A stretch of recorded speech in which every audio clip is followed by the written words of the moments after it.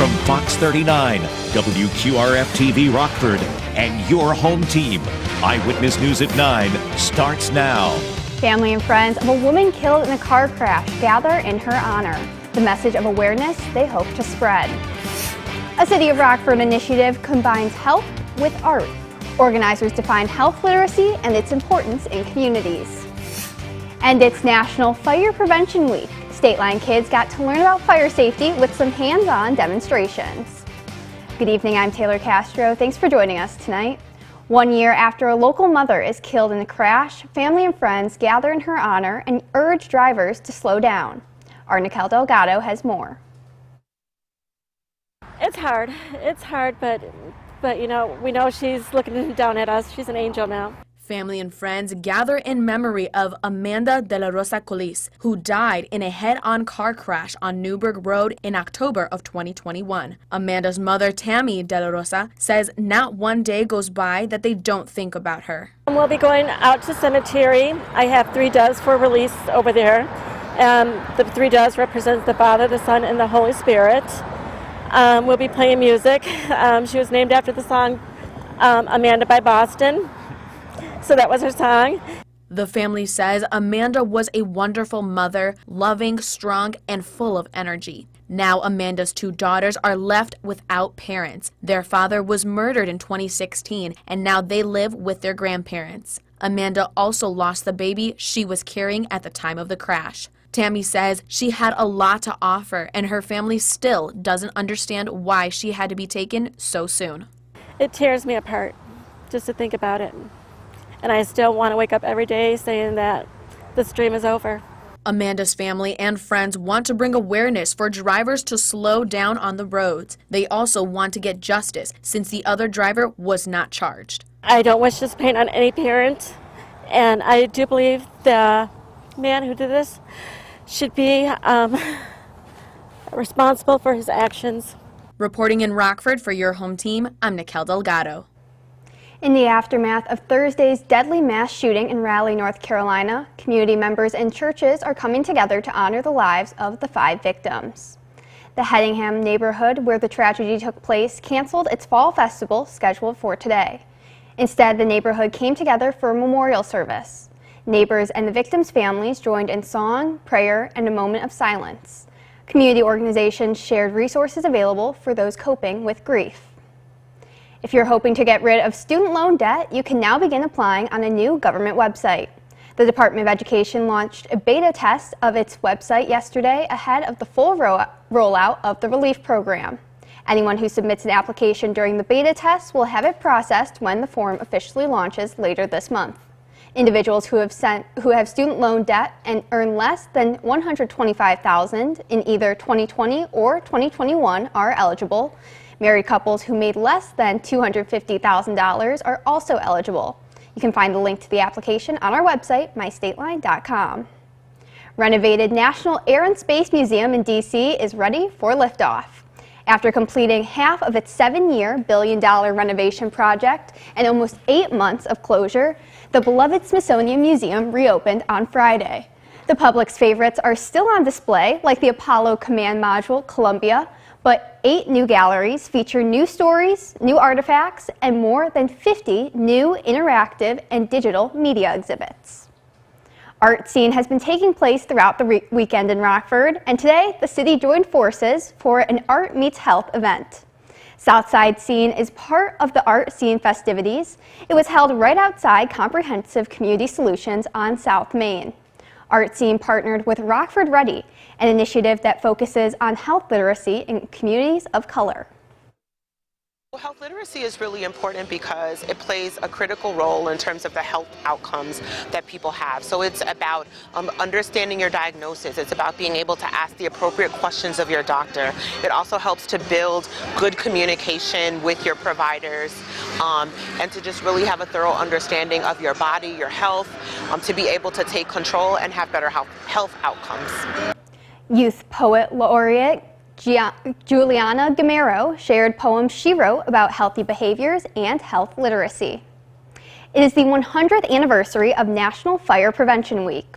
A local fire department spent the morning teaching kids how to stay safe during a fire.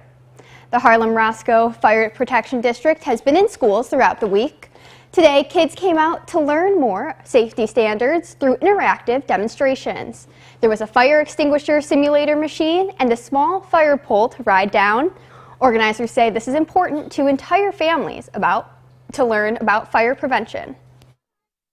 To get not only have the kids thinking about it, but also to get the parents thinking about it too, because sometimes we just take those things for granted. Well, it's never going to happen to us until, unfortunately, it's after the fact. Sparky the dog and a comfort dog were also in attendance. In Mount Juliet, Tennessee, a heartfelt reunion between partners.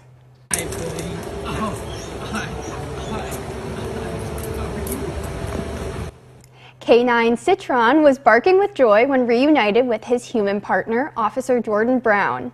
The team had been separated for a week while Brown was on vacation out of the country. Citron leapt into Brown's arms upon his return. They're fast friends. Brown and Citron have been on patrol together at Mount Juliet Police Department since June 30th. Officials in Ukraine say the Russian military launched multiple missile and drone strikes this morning. Iranian-made kamikaze drones and S-300 missiles hit the southern and capital regions. A parking lot took the brunt of the strike in one of the regions Russia illegally annexed. Cars were destroyed and nearby buildings damaged. Missiles also hit a key energy power site in the Kyiv region. The electricity company says service is being repaired, but further outages are possible. Meanwhile, President Biden is in Portland today promoting the Inflation Reduction Act, plans for lowering health care and drug costs, and Democratic candidates. Dan Springer has more from Portland, Oregon. President Biden spent much of the day in Portland giving a speech on his Inflation Reduction Act, essentially telling the folks here that you just have to give it more time. It's just now taking effect, and to bring down prices on prescription drugs will take some time. But he was also here to fire up the Democratic base with the midterms just a little more than 3 weeks away. When it actually comes time to do something about inflation around the kitchen table, Republicans in Congress said no. If they take control, they've said their first aim is to get rid of the Inflation Reduction Act, and inflation is going to go up, not down. Biden's other goal was to help Democrat Tina Kotek avoid an embarrassing loss in her run for governor of Oregon. She's actually trailing in the polls in a state that hasn't elected a Republican governor in 40 years. It's a three-way race right now with well-financed independent Betsy Johnson, a former Democratic lawmaker. She's been pulling more support from Kotek than Drazen, playing the spoiler role. And that has Republicans thinking that they can end a long drought in a state that went for Biden by 16 points in 2020. But now the president's job approval rating is just 34%. It can't possibly be true that President Biden, who has very low approval ratings even in Oregon, is going to benefit Tina Kotek in this race. I mean, she's in a tough spot. President Biden is leaving this speech today and going to a reception for Tina Kotek in which he's going to be charging $10,000 for a picture with him. It's a lot of money she hopes to raise in a race that everyone thinks is going to go right down to the wire. In Portland, Dan Springer, Fox News. Cleanup continues in southwest Florida 2 weeks after Hurricane Ian. Meteorologists are studying the extent of the damage to better prepare for the next storm. This drone footage from yesterday shows Fort Myers, which took the worst of the hurricane. AccuWeather reports tsunami-level storm surges in the area of up to 15 feet. At that level, the entire island of Sanibel would have been submerged. A Wednesday report from the Florida Department of Law Enforcement said the storm had killed 108 people in the state, at least 58 due to drowning. Now, your first warned weather forecast from meteorologist Jordan Wolf. Well, it was a bit sunnier than we were yesterday, but that did not really help us in the temperature department. We ended up being only 4 degrees cooler than where we were for the high temperature yesterday, at least here in Rockford. 54 degrees is where we reached to. 58 was the high yesterday, 54 in Rochelle, 55 in Freeport, up to 57 in Galena for the high temperature. Those are continuing to fall, though, throughout the evening tonight. We are getting a little bit of those clearer skies, but now we are seeing a lot more of those clouds remaining a little bit further off to the south as that continues to work their way through. Not expecting any precipitation here at least in the short term, and that's going to help keep our temperatures. Those clouds will actually keep our temperatures a bit warmer than we were the last night.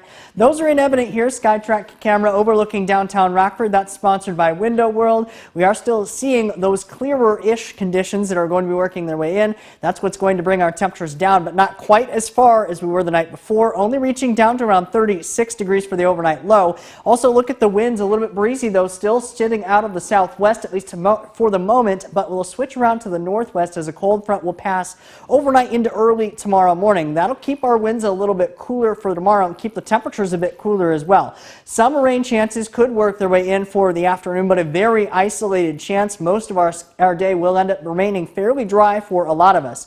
As we turn our eyes beyond this and into the weekend, we're talking about some fairly significantly cooler temperatures working their way in for Monday, Tuesday, Wednesday range.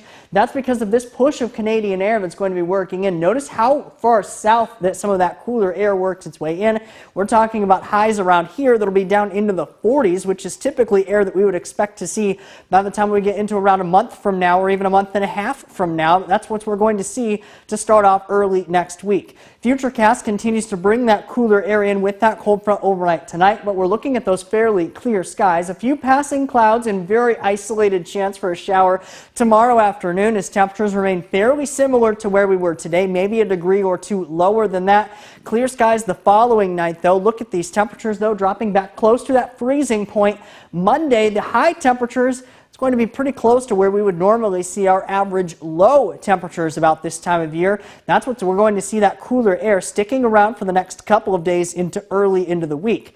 Along with this cold push of air, we're also talking about an increase in those wind speeds because of the low-level jet. That's what's going to increase some of these winds just above the surface. Some of them could mix down to the surface and pick up our winds a little bit for Monday afternoon. So high temperatures in the low 40s will also lead to some cooler air temperatures and cooler wind chills associated with that as well. Because of all that cooler air working in, there is a freeze watch that is in effect for our counties to southern Wisconsin. That's Sunday night into early Monday morning. That cooler air does hang around for a little bit longer. That's what we're talking about the early part of the 7-day forecast here. 53 though for tomorrow with isolated chance for some showers, down to 41 for the high on Monday. Lows into the mid-20s, but we're back up into the 50s and even close to that 60-degree mark by the time we get into the middle and end of next week and next weekend. Now sports with Reagan Holgate. We had the NIC 10 cross-country conference races happening this morning at Boylan High School. Let's start with the girls. Hononegah came in as the overwhelming favorite to win in the girls' race, and rightfully so. Hononegah freshman Kylie Simpson placed first with a time of 18:15. Indigo Sarad of Hano was not far behind for second place, along with Allison Needfelt in third. Hononegah placed first in the team race. Belvedere North was second and Boylan was third. Now for the boys, the race for the top was tight between the big three of Belvedere North, Hononegah, and Guilford. Evan Horgan of Belvedere North finished first with a solid time of 15 minutes and 16 seconds. Guilford's Juan de Real was next, and the Vikings' Landon Bakta finished in third. Guilford won the boys' team race. Belvedere North finished second and Hononegah third. Maybe the most important game of the season so far for the Fighting Illini. They hosted the 4-1 Minnesota Gophers. Opening drive, Tommy DeVito is back, and he's going to find Chase Brown for a 40-yard touchdown, and Fighting Illini are up 7-0. Later in the third quarter, DeVito fakes the handoff, and he's going to run it in himself. Illinois back in the lead 20-14. Under 5 minutes left, Minnesota down 26-14. Backup QB Ethan Kalikmanis goes deep, but it's picked off by Jertavius Martin, and that will do it. Illinois wins 26-14, capturing their 6th straight. This is the first time since 1983 that the Fighting Illini have beat Wisconsin, Iowa, and Minnesota in the same season. At one point, and I told the crew that I'm going to give them a game ball. What I didn't tell them is I was going to hold it till after this week, right? Because I wanted to be able to put on that game ball that you beat Wisconsin, Iowa, and Minnesota. I'm going to put it all in one big ball, right, that they can have for the rest of their lives because they're doing some things that nobody else has ever done. We had more Big Ten action on Fox 39 today with a doubleheader. Michigan State finally gets their second win of the season in crazy overtime action with the Badgers. And Michigan continues to roll past every opponent in sight. They moved to 7-0 after today's 41-17 win over Penn State. In some Saturday MACtion, the Huskies have finally snapped their 5-game skid. They rebounded today against Eastern Michigan, winning 39-10. They will be away again next weekend at Ohio. It's finally hockey season again here in the state line. The IceHogs opened their 16th AHL season today in Manitoba. IceHogs trailed by 3 in the third. Trying to keep up the pressure, Luke Philp goes back door to get on the board, and welcome to Rockford, Mr. Philp. A few minutes later, it's going to be David Gust with a quick release, and he'll score. Great shot from Gust, and he grabs his first as an IceHog. Not even 30 seconds later, Lucas Reichel down the right wing side. He fires and scores, and things are all tied up in Manitoba. This one will go into OT after 2 more scores in the third period, and it'll be Brett Sini who fires through a tight window and seals it for the IceHogs. What a comeback for the Hogs. They win their first of the season in an overtime thriller, 5-4. They rematch tomorrow with the Moose at 2 p.m. It's about to get chilly. Right? Yeah, we actually saw some of that cool working its way in already today. We were a bit cooler than we were yesterday, even though we had a little bit of sunshine. Though we are getting those clearer skies, at least working in for now. The first for an interactive radar from Rockford Auto Glass and more. A bit of clouds will keep us a smidge warmer for the overnight tonight, but that's not the case for early next week. Some afternoon highs are actually where we should be for overnight lows, but luckily though we do trend upwards back up into the near 60s by the end of next week. Guess I'll break out my winter jacket. Thanks, Jordan. Thank you for joining us.